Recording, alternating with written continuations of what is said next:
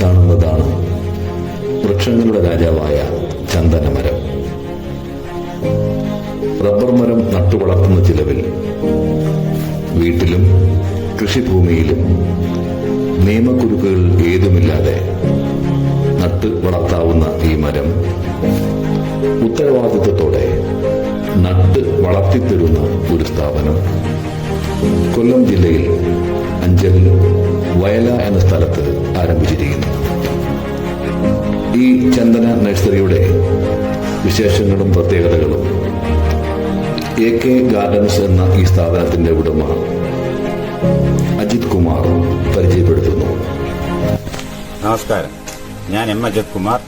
AK gardens എന്നുള്ള ഒരു സംരംഭം ഇവിടെ തുടങ്ങുകയാണ്. ചന്ദനം നമ്മൾ കൃഷിയിലൂടെ പ്ലാന്റേഷനായിട്ട് എങ്ങനെ ഈസിയായി നട്ടു വളർത്തുന്നതിനെ കുറിച്ചാണ് വിശദീകരിക്കുന്നത്. ഈ തൈകളാണ് നമ്മൾ പ്ലാന്റേഷനായിട്ട് മറയൂരിൽ നിന്നും കൊണ്ടുവന്നിട്ടുള്ളത്. ഏകദേശം 1 വർഷം പ്രായമുള്ള തൈകളാണ്. അതായത് ഒരു സീസൺ കംപ്ലീറ്റ് ആയ തൈകളാണ് പ്ലാന്റേഷൻ എടുക്കേണ്ടത്. ഒരു മഴ സീസണും ഒരു വേനൽ സീസണും കംപ്ലീറ്റ് ആയ മരങ്ങൾ, അതായത് 1 വർഷമാവും. 1 വർഷം പ്രായമുള്ള തൈകളാണ് പ്ലാന്റേഷന് വേണ്ടി തിരഞ്ഞെടുക്കുന്നത്. അതാണ് ഈ തൈകൾ. ഇപ്പൊ ഉള്ള ചുറ്റുവണ്ണം ഏകദേശം 1 സെന്റിമീറ്റർ മാത്രം ചുറ്റുവണ്ണമുള്ള ചെടിയാണ് നമ്മൾ സാമ്പിൾ മരങ്ങളായിട്ട് 6 മാസം മുമ്പേ വെച്ച് പിടിപ്പിച്ച് 6 മാസം വളർച്ച ഇപ്പോൾ കാണിക്കാൻ പോകുന്നത്. അപ്പൊ ഇതാണ് മറയൂർ ഫോറസ്റ്റിൽ നിന്നും ഞാൻ കൊണ്ട് 6 മാസം മുമ്പേ നട്ട 6 മാസം വളർച്ചയെത്തിയ ചന്ദന തൈ. യഥാർത്ഥത്തിൽ ഞാനൊരു റബ്ബർ കർഷകൻ കൂടിയാണ്. റബ്ബർ തൈയേക്കാളും കൂടുതൽ വളർച്ച കൊണ്ടുവരാൻ പറ്റി എന്നുള്ളതാണ് ഇതിന്റെ ഒരു മേന്മയായിട്ട് ഞാൻ കാണുന്നത്. അപ്പോൾ അതിന്റെ അർത്ഥം എന്ന് പറയുന്നത് നമുക്ക് തന്നെ നമ്മുടെ കാസർഗോഡ് മുതൽ തിരുവനന്തപുരം വരെ ഏത് കാലാവസ്ഥയിലും ഇത് കൃഷി ചെയ്ത് റബ്ബറിനെ അതേപോലെ വളർച്ചയാക്കിയെടുക്കാൻ പറ്റുന്നതാണ്. അപ്പോൾ അതിന് ഇപ്പോൾ ഇതിന്റെ ചുറ്റുവണ്ണം എന്ന് പറയുന്നത് 6 സെന്റിമീറ്റർ ആയിട്ടുണ്ട്. 6 മാസത്തിൽ 6 സെന്റിമീറ്റർ ചുറ്റുവണ്ണം ആയിട്ടുണ്ട്. ഞാനിത് മെഷർ ചെയ്ത് നോക്കിയതാണ്. അപ്പോൾ 6 മാസം വളർച്ചാ ഘട്ടങ്ങൾ എല്ലാ വീഡിയോയിലും വോളിയമായിട്ട് തന്നെ അവതരിപ്പിക്കുന്നത്. സാമ്പിളായി കൊണ്ടുവന്ന 10 തൈകളിൽ 5 എണ്ണം ഈ പ്ലേസിൽ തന്നെ നട്ടിട്ടുണ്ട്. 5 തൈകൾ. ആ 5 തൈകളുടെയും വളർച്ച നിങ്ങൾക്ക് വീഡിയോയിലൂടെ തന്നെ കാണാവുന്നതാണ്. ഒരേപോലെയാണ് 5 തൈയും വളർന്നു വരുന്നത്. അപ്പോൾ ഇതിന്റെ പ്രത്യേകതകൾ ഞാൻ പറയുന്നതാണ്. അതായത് ഇത് എങ്ങനെയാണ് ഈ ഘട്ടങ്ങൾ വളർച്ച ഇത്രയും കൈവരിക്കുന്നതെന്ന് ചോദിച്ചാൽ ഇതിന്റെ പ്രധാനമായിട്ടുള്ള കാര്യം പറയാനുള്ളത്, ഇതൊരു അർദ്ധപരാഗ സസ്യമാണ്. അതായത് സ്വയം മണ്ണിൽ നിന്നും ജലവും വളവും വലിച്ചെടുക്കാനുള്ള ശേഷി വളരെ കുറവാണ്. എന്നാൽ അർദ്ധപരാഗ സസ്യമായ ചന്ദനം, അതായത് സെമി പാരസൈറ്റ് പ്ലാന്റ് എന്ന് പറയുമ്പോൾ മറ്റുള്ള ചെടികളെ ആശ്രയിച്ചാണ് ഇതിന്റെ വളർച്ച. മറ്റുള്ള ചെടികൾ എന്ന് പറയുന്നത് ഹോസ്റ്റ് പ്ലാന്റ്സ് എന്ന് പറയും. ഹോസ്റ്റ് പ്ലാന്റ് 2ആയിട്ട് തിരിച്ചിട്ടുണ്ട്. ഒന്ന് പ്രൈമറി ഹോസ്റ്റും സെക്കൻഡറി ഹോസ്റ്റും. പ്രൈമറി ഹോസ്റ്റ് എന്ന് പറഞ്ഞാൽ ഇതിന്റെ നട്ടതിന് ശേഷം തൊട്ട് അടുത്ത സമയങ്ങളിൽ തന്നെ ആ ചെടികൾ നട്ടുകൊടുത്താൽ അത് ഇതേപോലെ ഈസിയായിട്ട് വളർന്നു കയറും. അതിനാണ് പ്രൈമറി ഹോസ്റ്റ് എന്ന് പറയുന്നത്. അത് പ്രൈമറി ഹോസ്റ്റ് തന്നെ 3 ചെടികളുണ്ട്. പ്രൈമറി ഹോസ്റ്റ് എന്ന് പറയുന്നത് ചെടി നടുമ്പോൾ അതിനോടൊപ്പം നടേണ്ട ഹോസ്റ്റ് പ്ലാന്റ് ആണ്, ആതിഥേയ സസ്യം. ഇത് ഗസ്റ്റും മറ്റതെല്ലാം ഹോസ്റ്റും. ഈ ഗസ്റ്റിനെസ് പ്രൊവൈഡ് ചെയ്യുന്ന ഹോസ്റ്റ് പ്ലാന്റുകളാണ് ഇമ്പോർട്ടന്റ്. ഹോസ്റ്റ് പ്ലാന്റ് എന്ന് പറയുന്നത് ആദ്യം നമ്മൾ കൊടുക്കുന്ന ഈ ചീര തന്നെയാണ്. ഇതൊരു ചീരയാണ്, പൊന്നാങ്കണ്ണി ചീര എന്ന് പറയും. ഇതാണ് ഇതിന്റെ കൂടെ വയ്ക്കേണ്ടത്.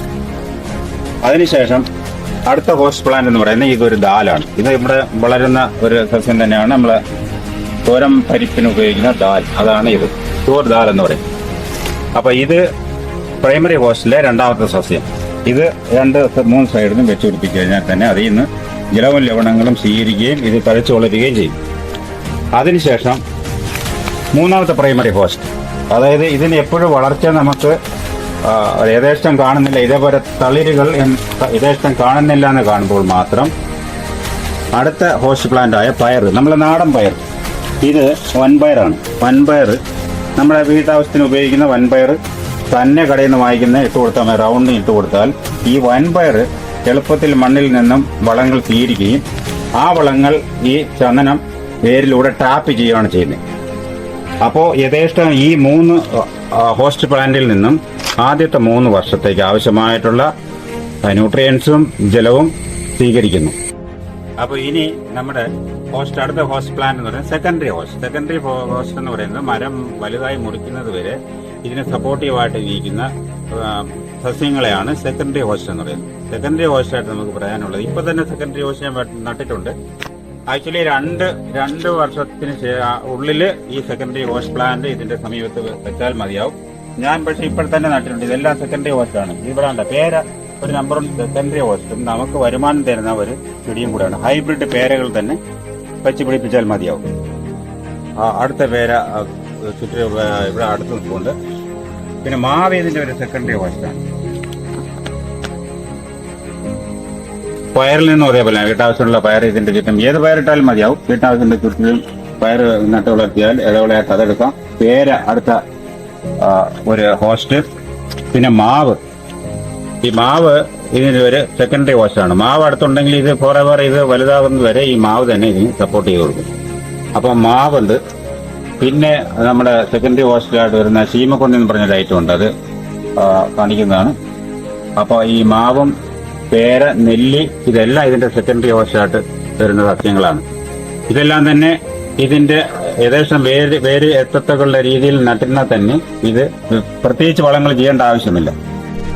മെഡിസിനൽ പ്ലാന്റ് ആയ ചന്ദനം ഒരു ജൈവ കൃഷി രീതി മാത്രം ആവശ്യമുള്ള ഒരു സസ്യമാണ്. അതായത് രാസവളം ഒട്ടും തന്നെ ഉപയോഗിക്കാൻ പാടില്ല. ഉപയോഗിച്ചാൽ ചെടി നശിക്കുകയാണ് ചെയ്യുന്നത്. അതുകൊണ്ട് ജൈവവളം മാത്രം ഉപയോഗിച്ച് മണ്ണിന്റെ ജൈവഘടന ഒട്ടും തന്നെ നഷ്ടപ്പെടാതെ റബ്ബറിന്റെ ചിലവ് പോലും ഇല്ലാത്ത ജൈവവളങ്ങൾ മാത്രമാണ് നമ്മൾ നൽകുന്നത്. ശ്രദ്ധിക്കൂ, 6 മാസം പ്രായമുള്ള എന്റെ അടുത്ത പ്ലാന്റാണിത്. നിങ്ങൾ ഇതിന്റെ വളർച്ച കാണാം. എന്നെക്കാൾ കൂടുതൽ ഹൈറ്റിൽ വളർന്നിട്ടുണ്ട് 6 മാസം. ഇതിന്റെ സാമ്പത്തിക ചെലവുകളും മറ്റുള്ള കാര്യങ്ങളും അന്നത്തെ വിശദീകരിക്കാൻ പോകുന്നത്. അതായത് ഇതിന്റെ പ്രൈമറി ഹോസ്റ്റ് പ്ലാന്റ് ചീര, തൂരപ്പയർ, സാധാരണ പയർ നമ്മളെല്ലാം വീട്ടിൽ കിട്ടുന്നതാണ്, അത് തന്നെ ഇട്ടാൽ മതിയാവും. അപ്പോൾ ഈ 3 പ്രൈമറി പ്ലാന്റുകൾ നമ്മൾ ഇതിനോടൊപ്പം തന്നെ ഫ്രീ ആയിട്ട് വെച്ച് ആൾക്കാർക്ക് കൈവാങ്ങുന്നവർക്ക് സഹായിക്കുന്നതാണ്. വരുന്ന ഈ 3 വർഷത്തിനുള്ളിൽ എന്ത് സർവീസ് വേണമെങ്കിലും കൊടുക്കും. എക്സ്ട്രാ ലേബർ ആവുന്നെങ്കിൽ മാത്രമേ ചാർജ് തന്നാൽ മതിയാകും. അതായത് റബ്ബറിന്റെ സംരക്ഷണ ചെലവിന്റെ ഉള്ളിൽ ഇത് നമുക്ക് വളരെ ഈസിയായിട്ട് നട്ടു വളർത്തി റബ്ബറിന്റെ 300 ഇരട്ടി വരെ ആദായം നമുക്ക് പ്രതീക്ഷിക്കാം 10 വർഷത്തിന്.